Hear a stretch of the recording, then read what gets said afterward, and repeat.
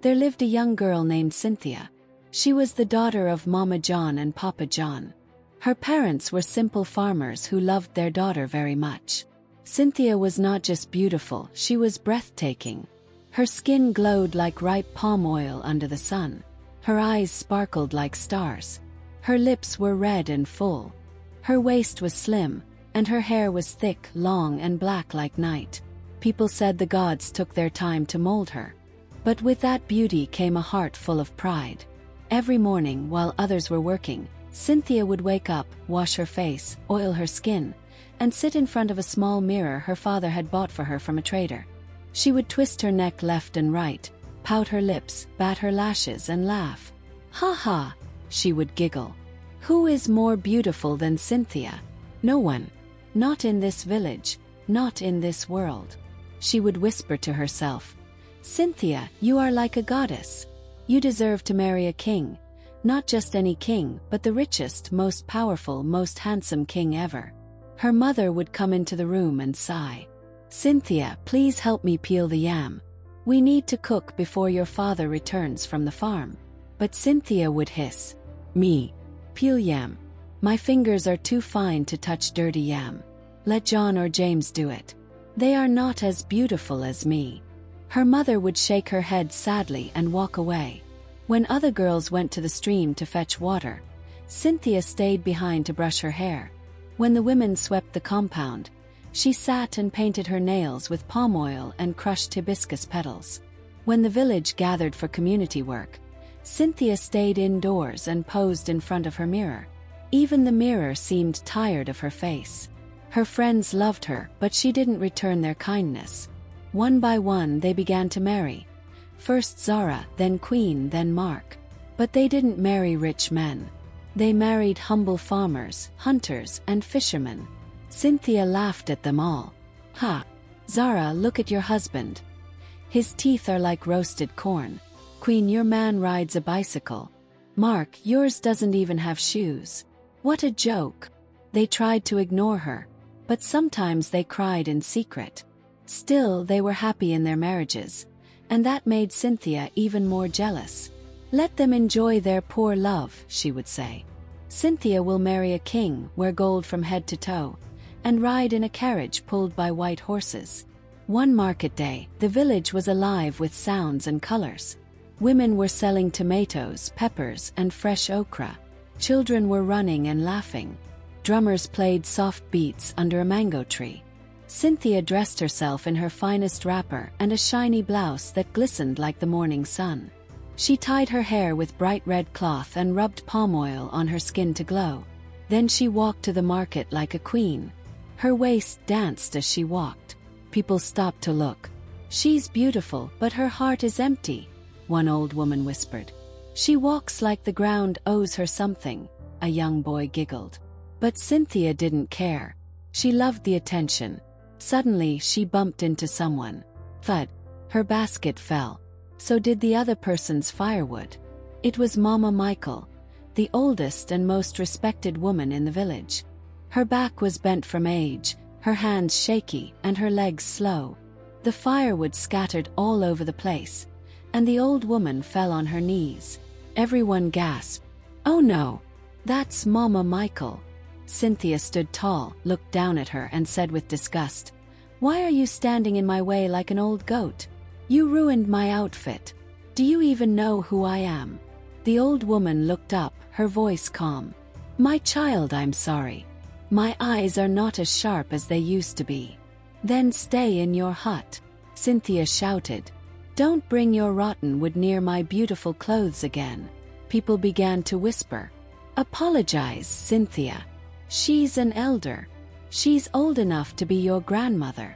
But Cynthia turned her back, hissed, and walked away. Mama Michael picked up her firewood slowly, shaking her head. Then she raised her hands to the sky and said in a voice like thunder, "Cynthia, the mirror you worship will soon turn its back on you. May your beauty melt like candle wax. May your pride become your prison. You shall not see beauty again until you live with the ugliest man on earth. Then, and only then, shall your heart learn." The market went silent. Even the birds stopped chirping. That night, Cynthia looked into her mirror and felt a strange heat on her skin. She laughed nervously. What kind of joke is this? But the mirror cracked slightly. Her reflection shimmered. The next morning, Cynthia screamed so loud, the entire village heard. What is this? This is not me. Her smooth skin had become rough like sandpaper. Her nose had grown wide. Her once full lips were dry and cracked. Her hair was falling out in patches. Her once beautiful eyes were dull and lifeless. She ran outside crying. Chickens scattered. Children screamed and ran.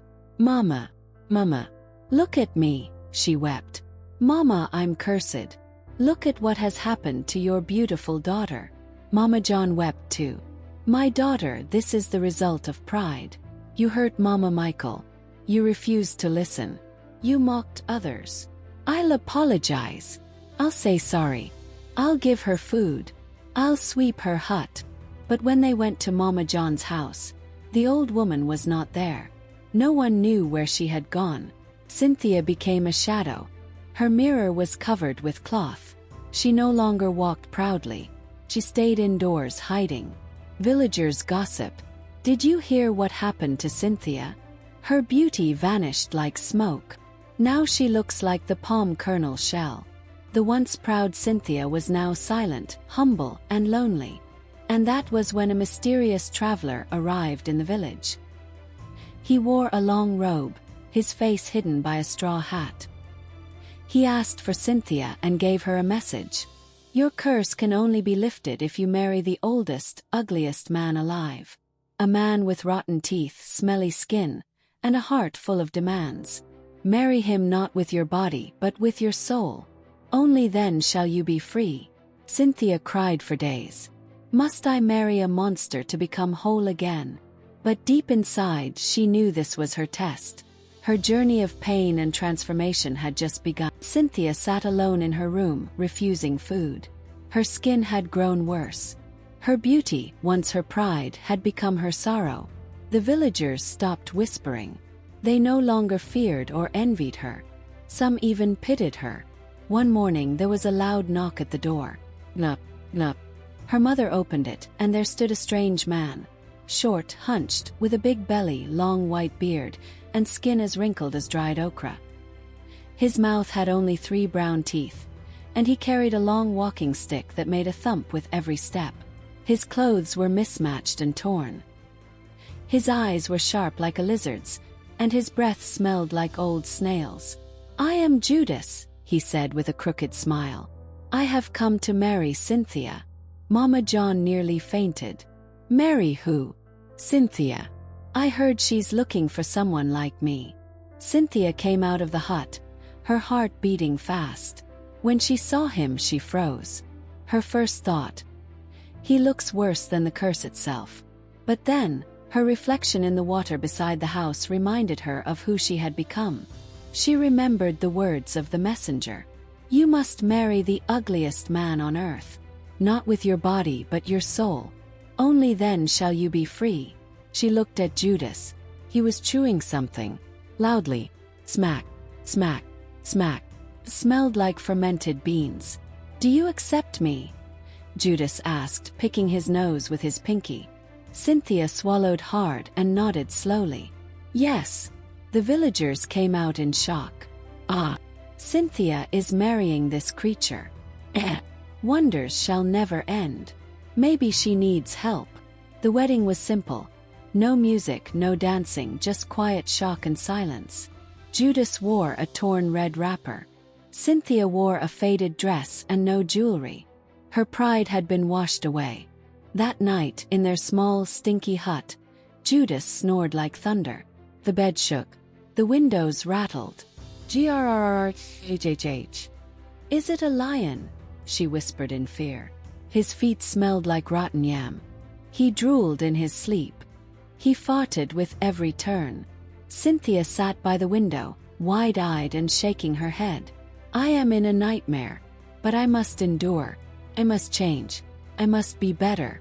As time goes on, Judas was not just ugly, he was mean. He ordered her like a servant. Cook my food now. My back is itching. Scratch it. Wash my feet. He complained about everything. This soup tastes like stone. Why are you breathing so loud? Be quiet. But through it all, Cynthia didn't complain. She woke early, cleaned the house, fetched water, cooked his food, washed his dirty clothes that smelled like forgotten onions. She smiled at children again. She apologized to her old friends. She began helping at the village stream, carrying firewood for elderly women, and greeting even the beggars. One day, a small girl tripped in the market. Cynthia rushed to help her, cleaned her bruises, and gave her food. Mama Michael, the old woman Cynthia had once insulted, was there, sitting quietly under a mango tree, watching. She whispered, she has changed." Later that night, Cynthia went to bed. Judas was snoring again, louder than ever. She looked up at the moon through the window and whispered, "If I ever become beautiful again, I promise I will never laugh at anyone again. I will never forget what it feels like to be broken." That night, Mama Michael appeared in her dream, glowing like moonlight. "My daughter," the old woman said gently, "your beauty is back. Not in your face but in your heart. You are now truly beautiful. When you wake, you shall see." And when Cynthia opened her eyes the next morning, she rushed to the water pot and looked in. She screamed. But this time it was joy. Her skin was smooth. Her eyes were bright. Her hair was full again. Her lips glowed. Her beauty had returned, but stronger, deeper, fuller. She ran outside singing. The whole village gathered. "She is beautiful again. The curse is broken." Judas came out blinking. He saw her and stepped back. "You're not my wife. My wife is ugly." Cynthia smiled kindly. "Thank you, Judas. You were part of my journey." But who will cook for me now?" he cried. She handed him a calabash of food. "May you find someone who loves you as you are." And with that she left the hut. Her parents cried and embraced her. Soon after, a handsome and rich prince from a far kingdom came to the village. He had heard of Cynthia's change, how she grew from pride to humility. He saw her and fell in love, not just with her face but with her heart. Their wedding was the biggest the village had ever seen. Dancers danced, drums echoed, women ululated. Even the trees swayed in joy. But Cynthia never forgot. She treated her servants kindly. She greeted every old woman. She played with children. She even visited Judas once and gave him new clothes. She no longer worshipped her mirror, 'cause now her beauty came from within. Moral lesson: pride leads to a fall, but humility lifts the soul. Beauty without kindness is like a fruit that looks sweet but tastes bitter. Always respect others, no matter how small, old, or poor they may seem. Change begins when the heart learns.